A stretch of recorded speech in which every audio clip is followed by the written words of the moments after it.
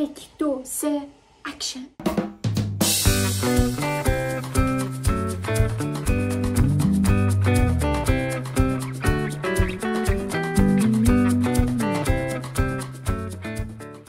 سلام، حالتون چطوره؟ امیدوارم که حالتون خوب باشه. اگم حالت خوب نیست نگران نباش، ما کنارت. میخواستم چی واسهتون تعریف کنم؟ من فکر کنم بچهای چنل قدیمی چنل من این دفتر منو بشناسن. این دفتر صورتی خوشگلی که میبینید من تو ژورنال نویسی میکنم. ژورنال نویسی چیه؟ از اتفاقات تو طول روزم، چیزایی که اذیتم میکنه، هر چیزی که تو افکارمه خیلی ساده میام مینویسم. اونجوری هم نیست بگم قانون خاصی داشته باشه یا حتما باید بنویسم هر شب، نه، هر موقع دلم بخواد مینویسم.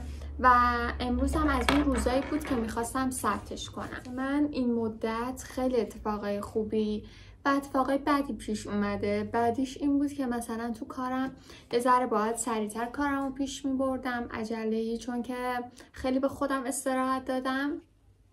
و اینکه اتفاق خوبم اینه که کلی دارم ایده پردازی میکنم، ایده جدید میاد که واسهتون ویدیو بگیرم. از این بابت خیلی خوشحالم، خیلی هیجان دارم، ذوق زدم و امیدوارم که شما هم دوستش داشته باشید و ویدیوهای منم حمایت کنید مثل همیشه که حمایت میکنید. حالا من میخواستم ژورنال امروزم رو ثبت کنم.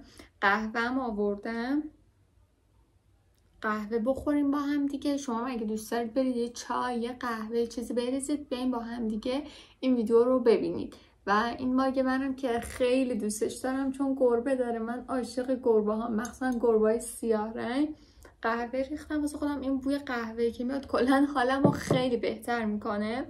حالا من امروز میخوام چیکار کنم؟ ژورنال نویسی. اما این ژورنال نویسی فرق داره. من ویدیو چنل تینبات رو دیده بودم و چقدر ذوق کردم، هیجان زده شدم که یکی مثل من ژورنال مینویسه، یکی ژورنال نویسیش دقیقا مثل سبکی که من مینویسم و داره واسه بقیه میخونه، یا ژورنالی که همون روزو نوشته داره واسهتون میخونه. من ژورنالی که قدیم نوشتم و میخوام بخونم و اصلا خودم نمیدونم موضوع امروز قرار چی باشه. راجع به اون اتفاقی که پیش اومده میخونم و با هم راجبش صحبت میکنم. یعنی خودم هم دقیق نمیدونم قراره چه ویدیویی، چه سبکی ویدیویی بشه. امیدوارم که تهش قرار نیست گریه کنیم با هم، تهش قرار همینجوری بخندیم، خوب پیش بره. خب بریم شروع کنیم. اول نیت میکنید ژورنالایی که نوشتید رو. اول نیت میکنید که کردید، چشما رو میبندید.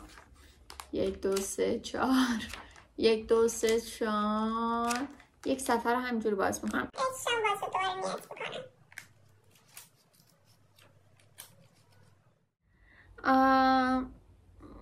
اینجا اولین باریه که میخواستم برم سر کار. فکر کنم واسه سال نوشتم تاریخشو 31/4/401. میخوام جفتش که به هم ربط داره رو بخونم، هم این صفحش و هم این صفحش، و خیلی هیجان دارم. هم که تصمیم گرفتم مستقل باشم و به فکر کار کردن افتادم. مشاور دفتر حقوقی درآمدش زیاد نیست، اما خب از هیچی نداشتنم بهتره. راجع به اینجاش توضیح بدم. من یه مدت بود که اون سال خیلی افسردگی شدیدی گرفته بودم. فکر کنم واسه همه توی سنی پیش میاد.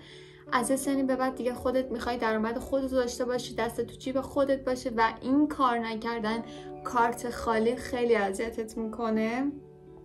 و منم اون روزا همینقدر افسرده بودم، حالم بد بود، ناامید بودم و به فکر افتادن کار افتادم که یه کاری رو انجام بدم. الان سرشار از حس خوبم و منتظر شنبه‌ام. حس میکنم میشه و انجام میشه و امیدوارم. کارم اینه که اسکن تایپ یه جورای منشی دفتر حقوقی با دستمزد 1 میلیون در ماه. واسه من 20 ساله خیلی زیاده. میتونم پول لوازم ناخنم رو جمع کنم و پس انداز داشته باشم. از الان کلی با حقوقم برنامه ریختم، به امید تو خدایا. تاریخش هم هست 31/4/401 جمعه. نمیدونم چرا فکر میکردم اون دورانم باز گرونی و تورم و اینا بود. چرا فکر میکردم با 1 میلیون حقوق میتونم پس انداز داشته باشم. اون موقع دوران اینجوری بودم که فقط میخوام کار کنم و برام مهم نبود درآمدش، فقط میخواستم کار کنم یه درآمدی حالا کمی هم شده داشته باشم. و اشتباهه به نظرم نسبت به کاری که میکنه شما خود واقعا حق و دستمزدتون رو بگیرید و به این فکر نکنید برای من چند سال کمه. اتفاقا برای من 20 ساله خیلی کمه. تفریح، مسافرت، برنامه ریزی واسه آینده اصلا هیچی نمیکنم اون 1 تومن. من نمیدونم چجور میخواستم اون کار رو انجام بدم، اما من این کار رو نرفتم بچه ها. این کار حقوق 1 میلیونی رو نرفتم. بذارید قهوه‌ام بخورم، سرد شد. شکلات بخورم.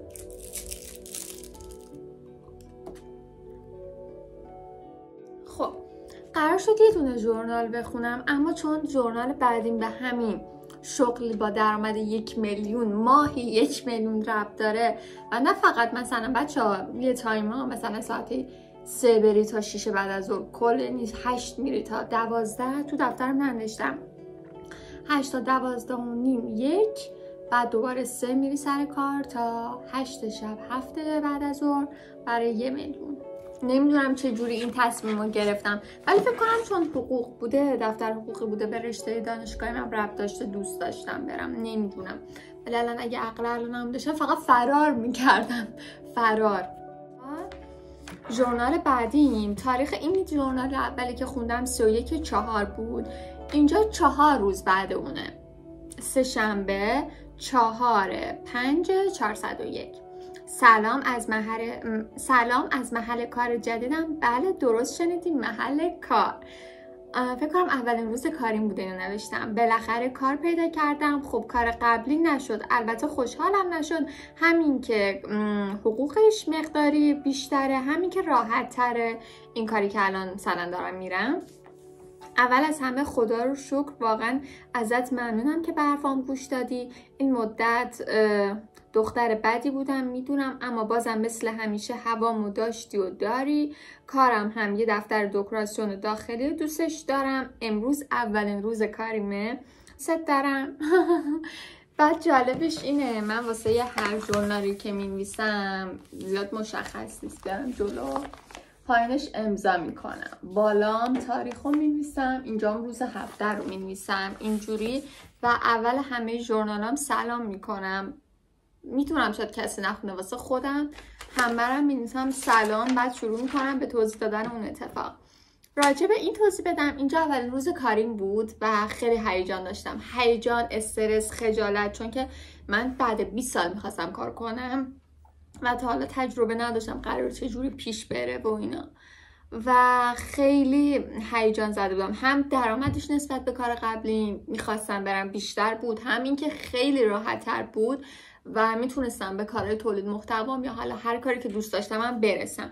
ساعت کارش هم تقریبا مثل همون بود، اما نسبت به درآمدی که داشتم باز اوکی بود، چون اصلا اونقدر کار سختی نداشت. فقط صبح میرفتم دفتر رو باز میکردم و همین، اونقدر کار سختی نداشت و واقعا لذت میبرم. هم محیط کاریمو دوست داشتم و خیلی خوب بود. و میخوام اینو بهتون بگم، اگه میخواین به این سن رسیدید، 20 سالتونه، 19 18 سالتونه، از تابستون شروع کنید کار کردن. نمیگم با درآمد خیلی کم کار کنید، اما حتما اون تجربه رو به دست بیارین. اون حس شیرین حقوقی که میاد رو کارتت خیلی بهت میچسبه. میدونه زحمت خودت قدر 1000 به 1000 تومن اون پولتو میدونی، واسهش برنامه میریزی. خیلی حس قشنگیه و من خیلی واسهش ذوق داشتم و واسه همینم میخواستم کار کنم. قبل اینکه کارمو پیدا کنم حدود 1 ماه شایدم بیشتر خیلی از خودم ناامید بودم، از زندگیم ناامید بودم.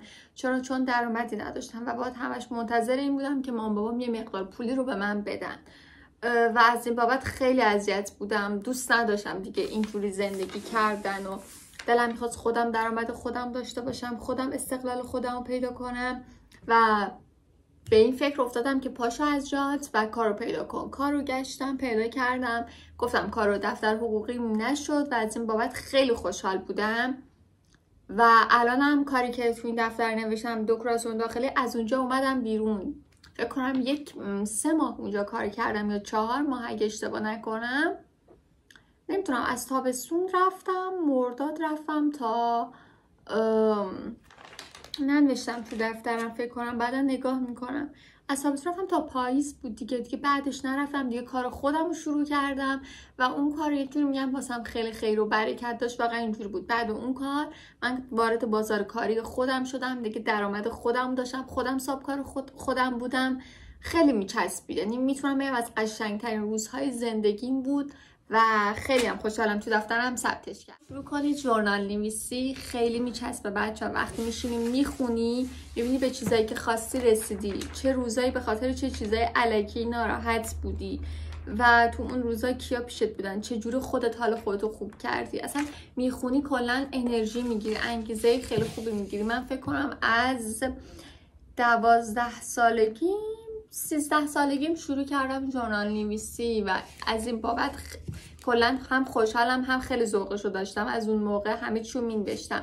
شما هم شروع کنید. اینکه مرسی که تا اینجای ویدیو با من بودید، مرسی که ویدیو رو لایک میکنید، به من انرژی میدید. خیلی دوستتون دارم. بای بای.